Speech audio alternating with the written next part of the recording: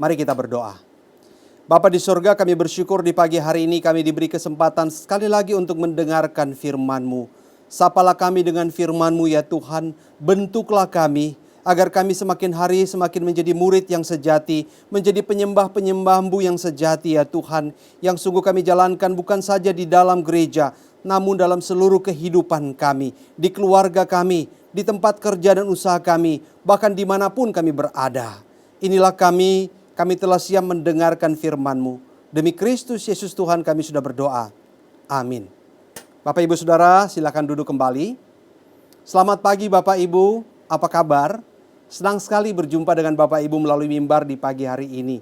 Saya percaya bahwa seluruh jemaat Gereja Kristen Jakarta dimanapun Anda berada, Anda dalam keadaan yang sehat, Anda berada dalam keadaan yang kuat, yang penuh iman, penuh semangat dan tetap semangat untuk menghadapi kehidupan yang berat, yang sulit seperti hari-hari ini. Sebelum saya melanjutkan khotbah ini, saya ingin menayangkan beberapa foto yang dapat Bapak Ibu Saudara lihat. Apakah gerangan foto-foto ini? Saya percaya bahwa Bapak Ibu langsung tahu ya ketika melihat foto-foto ini. Ya, tidak lain dan tidak bukan adalah kebaktian Bapak Ibu ya. Coba silakan Bapak Ibu memberi penilaian. Berapa sih nilai yang dapat kita berikan untuk ibadah-ibadah ini? Apakah ini cukup baik, sangat baik, atau sempurna?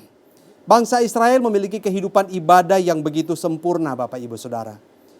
Mereka memiliki bait Allah yang begitu indah. Alat-alat ibadah itu terbuat dari emas, perak, dan material yang terbaik. Bahkan sebelum orang Israel masuk dalam rumah ibadah, mereka diwajibkan untuk membasuh tubuh mereka sebagai sebuah simbol bahwa mereka layak untuk menghadap Tuhan. Saudara-saudara, ada korban bakaran di sana, ada nyanyian-nyanyian, ada imam-imam yang melayani. Saudara-saudara, saya percaya bahwa orang-orang yang menikmati ibadah dan penyembahan hari itu sungguh-sungguh merasakan kehadiran Tuhan. Lingkungan di mana orang-orang Israel ada ketika mereka melihat orang Israel sedang menyembah Tuhannya, sedang beribadah kepada Tuhan, mereka takjub, mereka kagum. Semua alat ibadah, semua pelayanan ibadah, semua bentuk-bentuk ibadah dipersiapkan dengan baik, dipersiapkan dengan sempurna, indah, megah, kusuk. Wow, saudara-saudara, ibadah ini merupakan ibadah yang sempurna. Penyembahan mereka, upacara-upacara mereka merupakan upacara dan penyembahan yang sempurna. Namun persoalannya Bapak Ibu Saudara sekalian, Tuhan berkata-kata seperti ini kepada orang Israel dalam ibadahnya. Aku membenci, aku menghinakan perayaanmu, dan aku tidak senang kepada perkumpulan rayamu. Sungguh apabila kamu mempersembahkan kepadaku korban-korban bakaran dan korban-korban sajianmu, aku tidak suka. Dan korban keselamatanmu berupa ternak yang tambun, aku tidak mau pandang. Jauhkanlah daripadaku keramaian, nyanyian-nyanyian, lagu gambusmu, tidak mau aku dengar. Bapak Ibu Saudara yang saya kasihi, kebayang gak sih jika kebaktian kita yang sudah bagus dan dapat dikatakan sempurna dalam ukuran manusia, itu tidak disukai bahkan dibenci oleh Allah. Kita udah persiapan dengan baik untuk bernyanyi, untuk main musik kita sudah persiapkan dengan baik. Ruang ibadah sudah dipersiapkan dengan bersih dan rapi.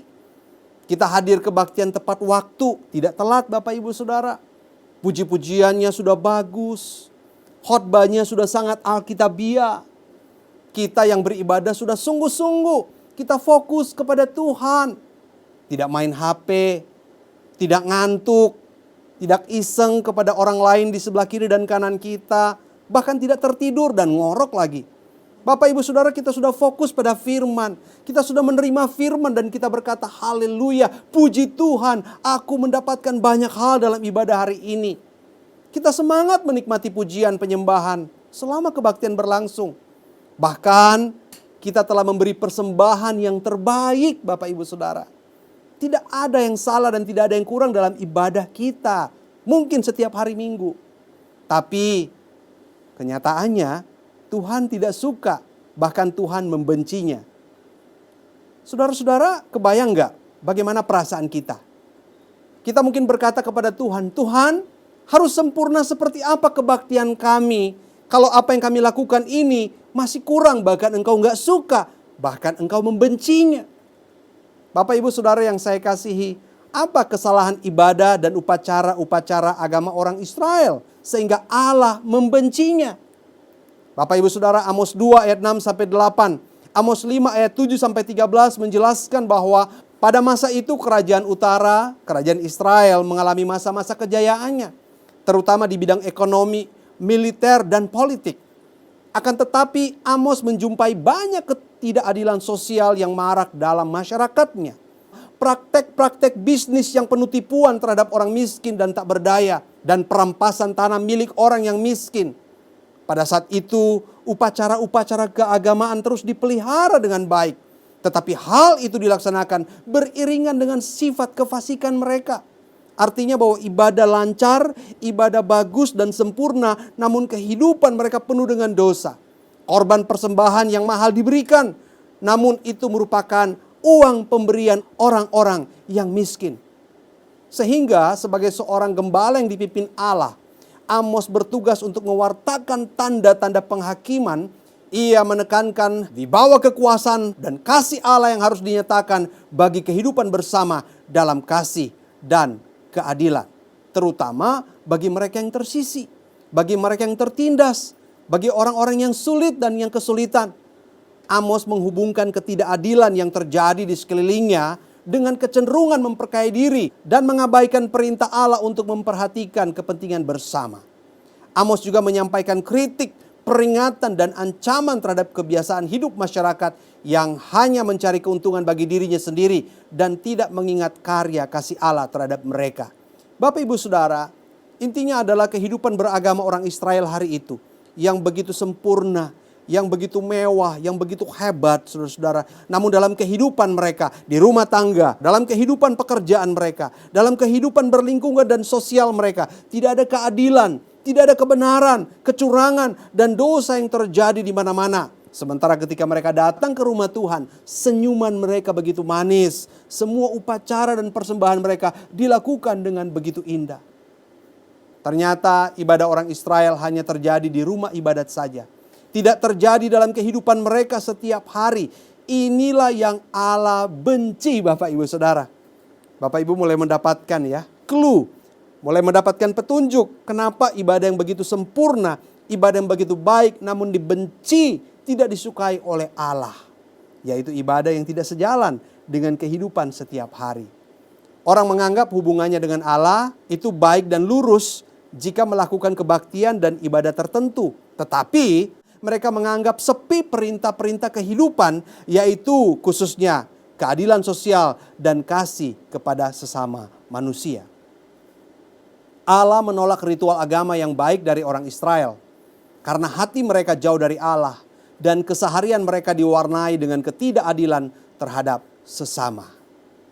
Bapak Ibu Saudara yang saya kasihi dalam Tuhan Yesus Kristus, gambar yang Bapak Ibu Saudara lihat adalah Compaq Center.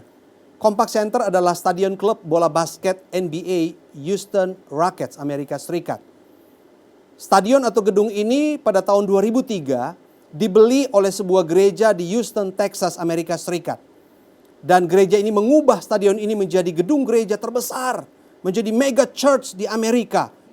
Gedung ini atau stadion ini diubah dengan kapasitas duduk berjumlah 16.800 tempat duduk. Kehadiran tiap minggu 52.000 orang jemaat di 4 kali kebaktian. Sehingga gereja ini menjadi gereja terbesar di Amerika Serikat, bahkan gereja yang diperhitungkan termasuk salah satu gereja terbesar di muka bumi. Saudara-saudara, ketika orang melihat gedung gereja ini, orang terpana.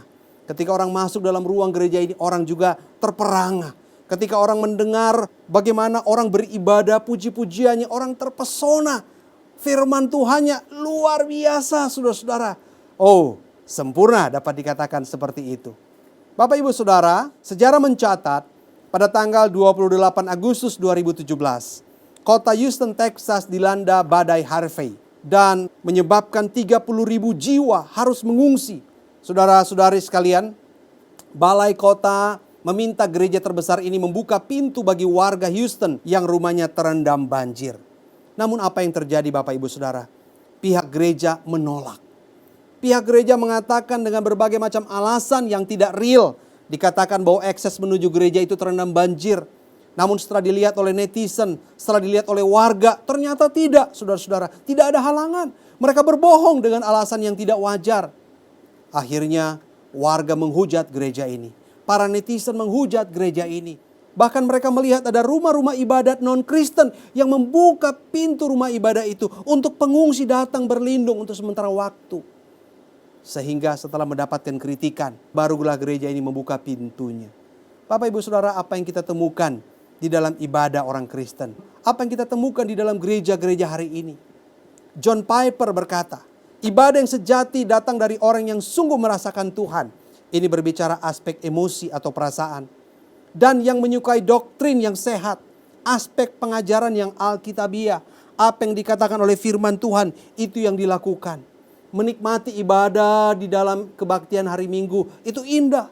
Tetapi menerapkannya dalam kehidupan setiap hari, sesuai dengan ajaran firman Tuhan, itu jauh lebih indah, jauh lebih bermakna, Bapak, Ibu, Saudara. Namun apa yang terjadi dengan gereja hari ini? Apakah ketika orang-orang sedang begitu terpesona dengan kita? Pertanyaannya, apakah Tuhan terkesima dengan kita? Apakah Tuhan terpesona dengan kita? Apakah Tuhan menerima dan Tuhan disenangkan dengan ibadah dan kehidupan kita? Bapak, Ibu, Saudara, seorang profesor, seorang peneliti Kristen. Orang-orang bertanya, Prof, bagaimana Anda sebagai orang Kristen yang luar biasa baik ke gereja, aktif, bahkan melayani di gereja. Bagaimana Anda menjalani kehidupan Anda sebagai seorang ilmuwan? Bukankah banyak hal-hal yang bertentangan dengan Alkitab di dalam teori-teori dan sains itu sendiri? Profesor ini menjawab dengan begitu ringan dan gampang. Gampang saja. Kalau hari Minggu di gereja, aku akan berlaku sebagai orang Kristen. Namun dari hari Senin sampai hari Sabtu di ruang labku, aku akan bertingkah dan aku akan hidup sebagai seorang ilmuwan. Aku ilmuwan dari hari Senin sampai hari Sabtu. Aku orang Kristen di hari Minggu. Saudara-saudara, profesor ini menerapkan kehidupan dualistik. Kehidupan dualisme di mana ia membedakan antara hidup rohani dan hidup yang tidak rohani. Saudara-saudara, apakah demikian kehidupan orang Kristen yang sesungguhnya? Ada banyak orang Kristen hari ini, gereja rajin, ibadah rajin, pujian penyembahan rajin. Namun hatinya masih penuh dengan kebencian. Hatinya penuh dengan sakit hati, iri hati, dendam, tidak mau mengampuni. Di satu sisi, ia menikmati ibadah dan dia berkata, aku dapat banyak hari ini ketika aku hadir ke dalam ibadah. Sungguh jiwaku haus akan Tuhan. Aku betul-betul menikmati sampai aku terharu. Air mataku mengalir berlinang-linang. Membasahi kedua pipiku, aku merasakan hadirat Tuhan. Tapi dari hari Senin sampai hari Sabtu, ia hidup membenci, ia hidup dalam kekecewaan, ia hidup dalam dendam, ia hidup dalam iri hati. Saudara-saudara, ini yang terjadi di dalam kehidupan orang-orang Israel hari itu. Saudara, suatu ketika saya pelayanan di sebuah gereja. Seperti biasa, setelah selesai pelayanan, saya ditemani oleh seorang pengurus gereja untuk makan. Pengurus gereja itu bertanya kepada saya, Pak, apakah Anda kenal dengan gadis-gadis cantik yang masih muda? Kalau ada tolong dong berikan nomor telepon mereka. Saya bertanya, untuk apa Pak? Iya, saya membuka beberapa karaoke di kota ini. Ternyata sang pengurus gereja ini adalah seorang pengusaha karaoke. Lalu saya bertanya balik, untuk apa perempuan-perempuan muda itu? Iya, perempuan-perempuan muda itu kalau bisa sedapat mungkin yang jago minum alkohol Pak. Hah? Saya terkejut dalam hati. Untuk apa Pak perempuan-perempuan muda yang cantik itu yang kuat minum alkohol? Jawabannya begitu rileks dan gampang. Iya Pak, dari mana lagi saya bisa dapat untung yang besar? Dari minuman. Dan kalau ada karyawan saya atau ada para pelayan-pelayan yang menemani para pelanggan saya di karaoke itu, apalagi mereka kuat minum, maka berbotol-botol itu akan laku keras setiap malam. Bapak, Ibu, Saudara, seorang pengusaha Kristen, bagaimana mungkin dia ingin merekrut wanita-wanita muda, bahkan termasuk orang-orang Kristen yang kuat minum alkohol untuk membuka pundi-pundi uang bagi usahanya. Di satu sisi ia orang Kristen, namun di sisi lain dia pengusaha yang tidak bermoral. Bapak, Ibu, Saudara, saya terkejut sekali melihat orang seperti ini. Bahkan mengajak saya untuk merekrut orang. Saudara, kebayang gak kehidupan rohani kita, kehidupan keberagamaan kita seringkali ditemukan tidak sinkron, tidak simetris dengan kehidupan kita. Kehidupan kita dalam beribadah itu tidak sanggup mengubah kita. Atau memang kita yang tidak mau mengubah kehidupan kita. Kita yang tidak mau mempersembahkan diri kita, bahkan menundukkan diri kita dalam kebenaran untuk hidup dalam kebenaran.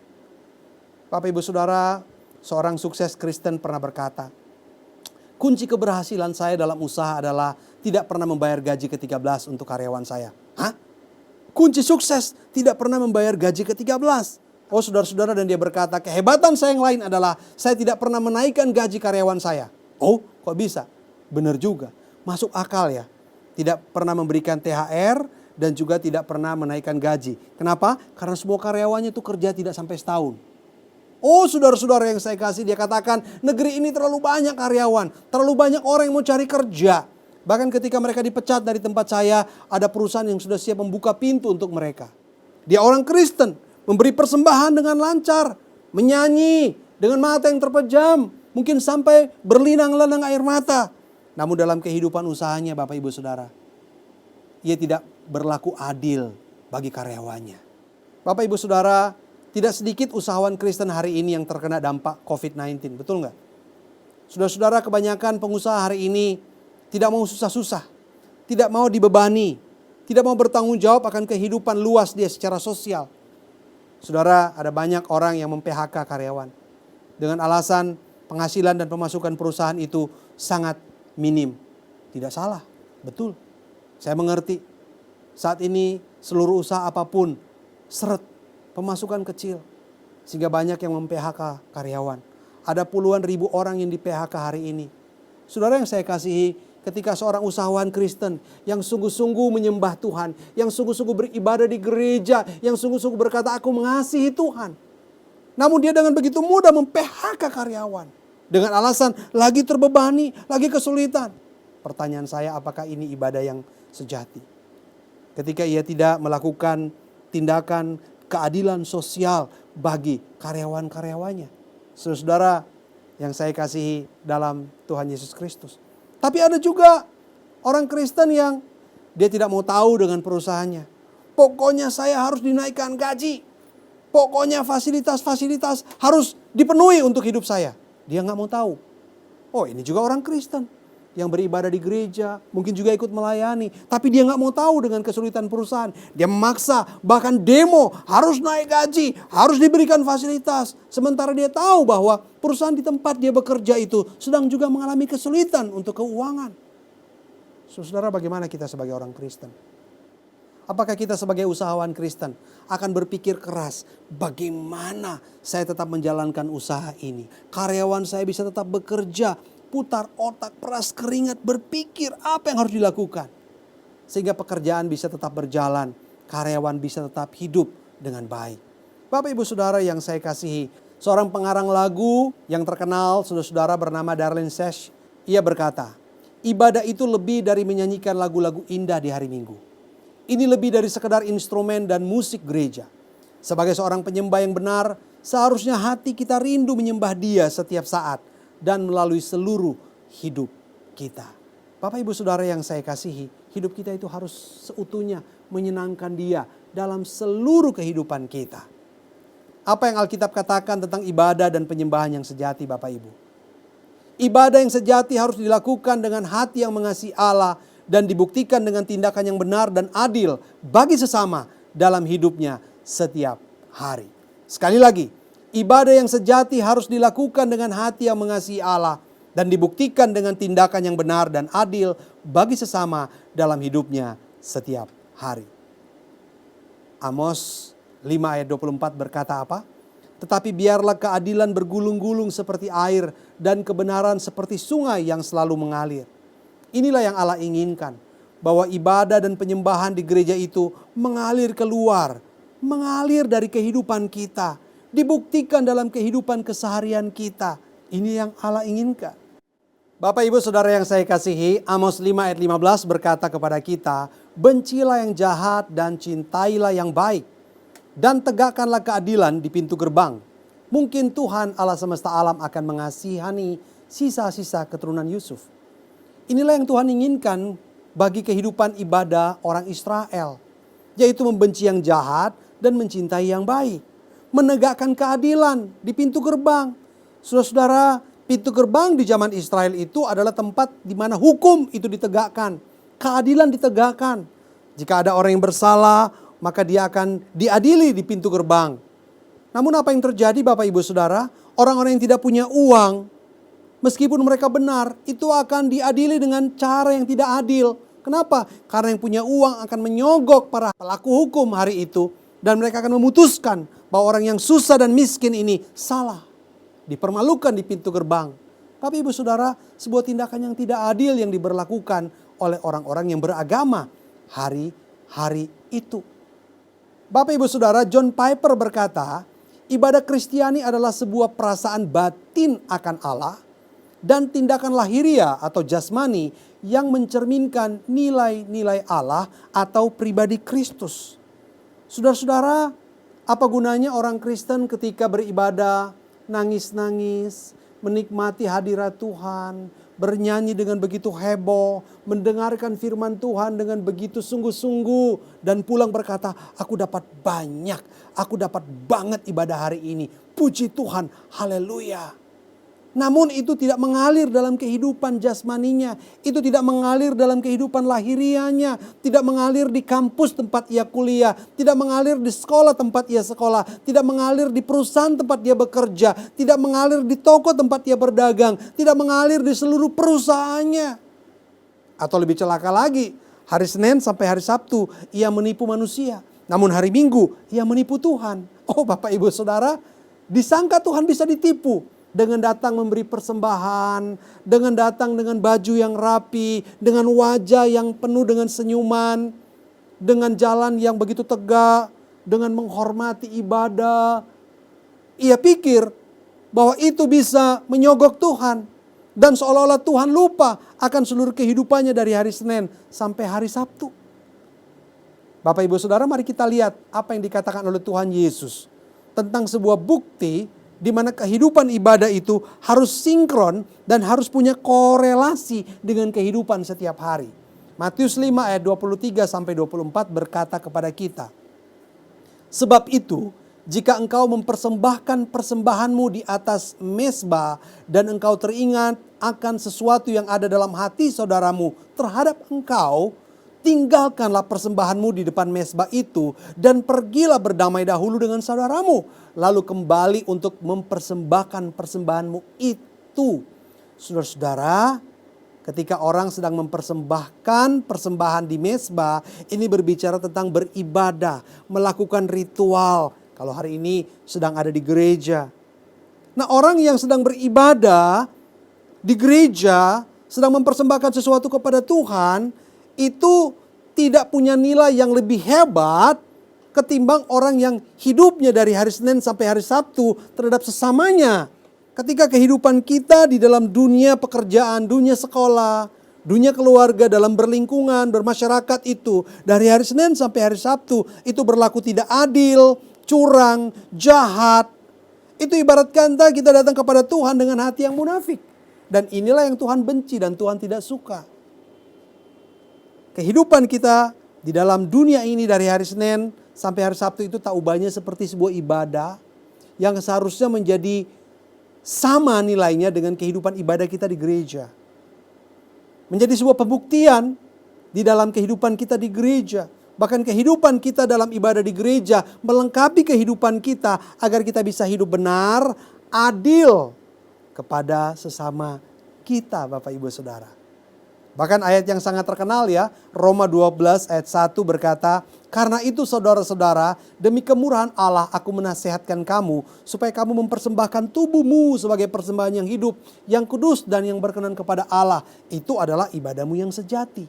Hidup kita persembahkan kepada Tuhan sebagai persembahan yang kudus, persembahan yang hidup, yang berkenan kepada Allah. Oh saudara-saudara, itu di mana? Itu ada dalam seluruh ladang kehidupan kita setiap hari. Bagi seorang siswa-siswi, seorang yang sedang bekerja, seorang pemilik usaha dan lain sebagainya. Bapak Ibu Saudara yang saya kasihi dalam Tuhan Yesus Kristus, hidup hari ini lagi susah bukan? Sehingga ada banyak orang yang punya alasan, hidupku sudah terlalu banyak beban. Aku harus menanggung banyak beban dan tanggung jawab. Perusahaanku banyak bebannya. Hidup rumah tanggaku banyak bebannya. Hidup pekerjaanku terlalu banyak beban. Kebutuhan hidup, cita-cita, keperluan dan lain sebagainya. Sehingga orang mulai berkata seolah-olah begini. Karena hidupku punya beban yang terlalu berat, maka aku punya alasan untuk tidak hidup dengan benar, tidak hidup dengan adil. Aku punya alasan. Seolah-olah beban hidup itu menjadi alasan untuk hidup tidak benar, tidak hidup sungguh-sungguh dalam ibadahnya secara utuh kepada Tuhan. Tapi Ibu Saudara, gambar yang Bapak Ibu Saudara saksikan ini merupakan sebuah kejadian nyata yang terjadi di Tiongkok. Di mana ada satu mobil trailer yang mengangkut muatan yang berat.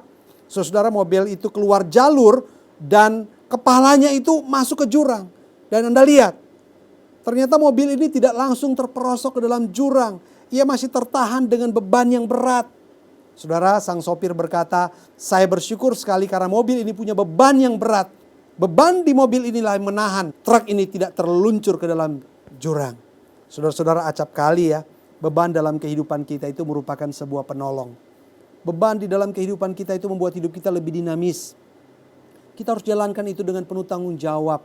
Sehingga itulah yang menghidupkan dan menyegarkan roda-roda kehidupan kita.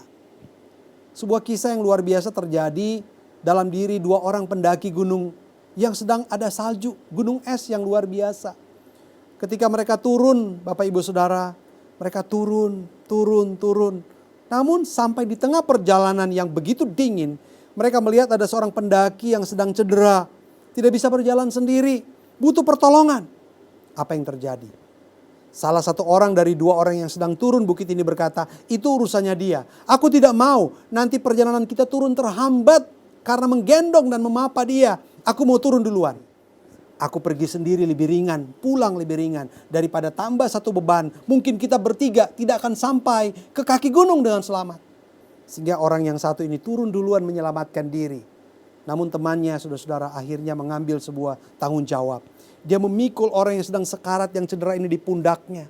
Dia memikul beban itu. Dia mengangkat dengan begitu berani dan begitu setia. Dia turun gunung. Singkat cerita, setiba di kaki gunung, dia bertanya kepada orang-orang yang ada di bawah. Mana temannya yang sudah duluan mendahului dia turun? Dan mereka berkata, belum tiba.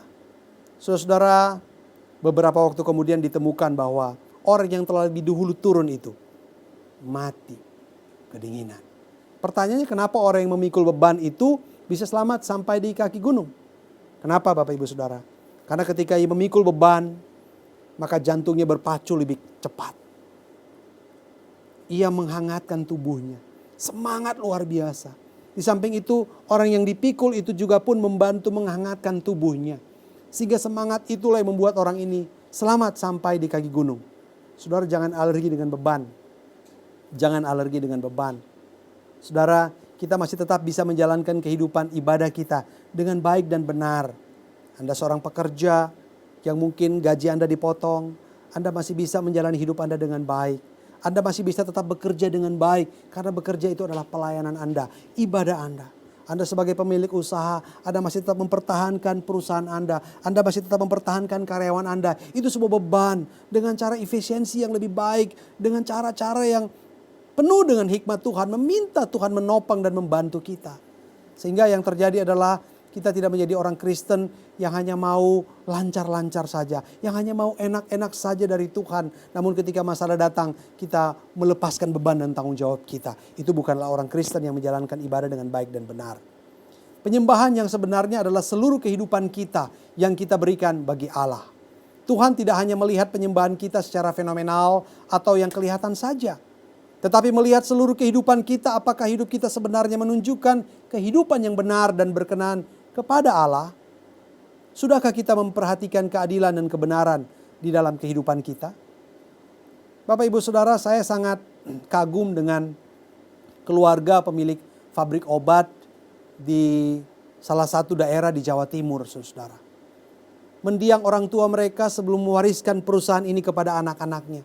Orang tua mereka berkata, aku akan mewariskan kalian untuk menjalankan usaha pabrik ini. Jika kalian tetap menjalankan apa yang Papa lakukan untuk perusahaan ini.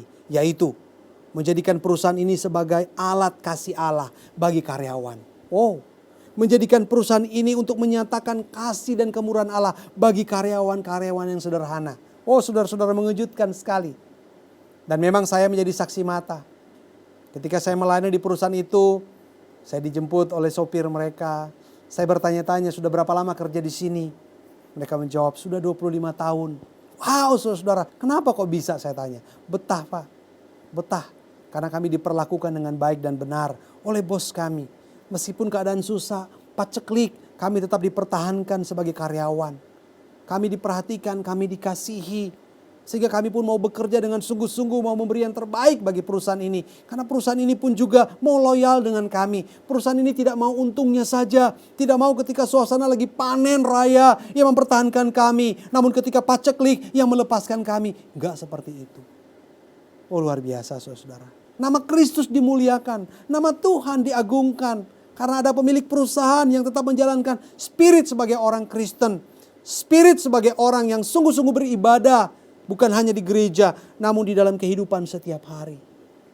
Hari ini, kesulitan sedang melanda banyak orang.